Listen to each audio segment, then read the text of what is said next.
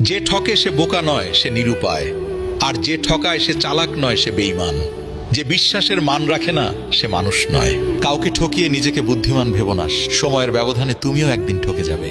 যে অন্যের খুশি ছিনিয়ে নেয়, তার সুখের মেয়াদ বেশি দিন হয় না। সময়টা তাকেই দিও যে সময়ের মূল্য বোঝে, আর সম্পর্ক তার সাথেই রেখো যে তোমার গুরুত্ব বোঝে। ভিডিওটি ভালো লাগলে শেয়ার করে দিন।